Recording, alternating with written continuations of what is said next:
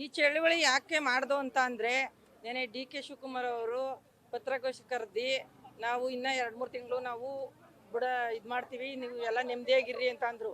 ಆದರೆ ನಮಗೆ D K S R ಮೇಲೆ, ಬಾಲಕೃಷ್ಣ ಅವರ ಮೇಲೆ ನಮಗೆ ನಂಬಿಕೆ ಇಲ್ಲ. ಆ ನಂಬಿಕೆ ಇಲ್ದೇ ದೇಶದಿಂದ ನಾವು ಯಾವುದೇ ಚಳವಳಿನೂ ನಾವು ನಿಲ್ಲಿಸೋದಿಲ್ಲ ಯಾವತ್ತೂ. ಇವಾಗ ಅದಕ್ಕೇನೆ ಇದನ್ನೇ ಮುಂದುವರ್ಸ್ಕೊಂಡು ಹೋಗಬೇಕು ಅಂತ ನಾನು ಹೇಳ್ತಾ ಇದ್ದೀನಿ. ಆದರೆ ನಮ್ಗೆ ಏನು ಬೇಕು ಅಂತ ಅಂದರೆ ನಾವು ಡಿ ಕೆ ಸಾರಿಂದ ಕೇಳ್ಕೊಳ್ಳೋದು, ಈಗ ನಾವು ಏನು ಮನವಿ ಕೊಟ್ಟವ್ರು ತಾನೆ, ಈಗ ಬೇಕಾದವ್ರು ಕೊಡ್ಲಿ ಬೇಡದೇ ಇದ್ದವ್ರು ಇರಲಿ ಅಂತ ಅವ್ರು ಹೇಳ್ತಾವ್ರೆ. ನಾವು ಆ ಮಾತಕ್ಕೆ ಒಪ್ಪಲ್ಲ. ಇವರು ನೋಟಿಫಿಕೇಶನ್ ಮಾಡಿದಾಗ ಇಡೀ ಊರಿಗೇನೆ ಕಳಿಸಿದ್ದಾರೆ. ಎಷ್ಟು ಊರಿದ್ದಾವೆ? 4 ಗ್ರಾಮ, ಮೊದಲು ಮಂಡಳಿ 3 ಗ್ರಾಮ, ಒಟ್ಟು 7 ಗ್ರಾಮಕ್ಕೂ ಕೊಟ್ಟವ್ರೆ. ಅವ್ರು ಬೇಕಾದವ್ರು ಕೊಡ್ಲಿ ಬೇಡದೇ ಇದ್ದವರು ಇರಲಿ ಅಂತ ಅವ್ರು ಅಂತವ್ರೆ.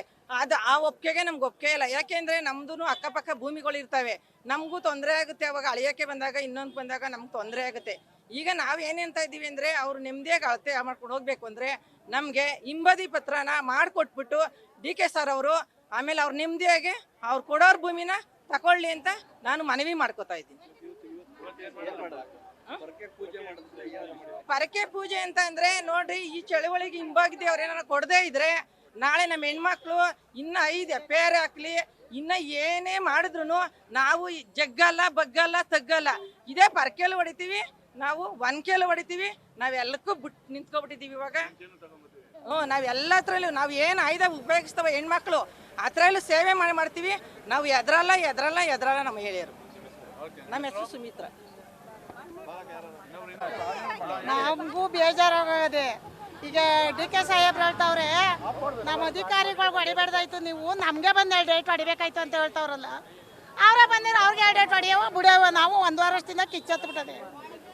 ಈಗ ಅವರು ಒಳಗೆ ಏನು ಮಾಡ್ತಾರೋ ನಮ್ಗೆ ಗೊತ್ತಿಲ್ಲ. ನಾವು ಇನ್ನು 2 ತಿಂಗಳು ಟೈಮ್ ಕೊಡೋಕ್ಕೆ ನಮ್ಗೆ ಆಗಲ್ಲ. ನಮಗೂ ಶುಗರು BP ನಮಗೂ ಎಲ್ಲ 101 ಕಾಯಿಲೆ ಇದೆ. ಡಿ ಕೆ ಶಿವಕುಮಾರು ಬಂಡೆ ಕಲ್ಯಾಕ್ ತಕ್ಕರು ಸಾಯಲ್ಲ, ಅವರು ಬಂಡೆ ಆಗೋಗವ್ರೆ. ಈಗ ನಮಗೆ ಬಂದು ಒಂದು ಮಾಹಿತಿ ಕೊಟ್ಬಿಡ್ಲಿ, ನಾವು ಅಂತೆ ಗಂಟೆ ನಾವು ಎದ್ದೋಳಲ್ಲ. ನಾಳೆನೇ ಆಗಲಿ ನಾಡ್ದೇ ಆಗಲಿ ನಮಗೆ ದೇವೇಗೌಡರು ತಾತ ಹೇಳ್ತಾಯಿದ್ರು, ನಮ್ಗೆ 5 ದಿನದಲ್ಲಿ ನಿಮಗೆ ಮನವಿ ಕೊಡ್ತೀವಿ ಪತ್ರನ ಅಂತ ಹೇಳವ್ರೆ. ನಮ್ಗೇನಾದ್ರು ಒಂದು ಮನವಿ ಪತ್ರ ಕೊಟ್ಟರೆ ನಾವು ಎದ್ದು ಹೊರಟೋಯ್ತೀವಿ.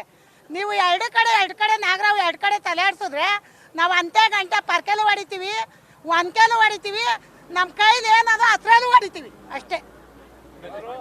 ಜಯಮ್ಮ ಕೋಡಳ್ಳಿ. ಹೆಂಗೂ ನಮಗೆ ಕೇಸ್ ಆಗೋಗವೆ, ನಾವು ನಿಂತಿದ್ದೀವಿ.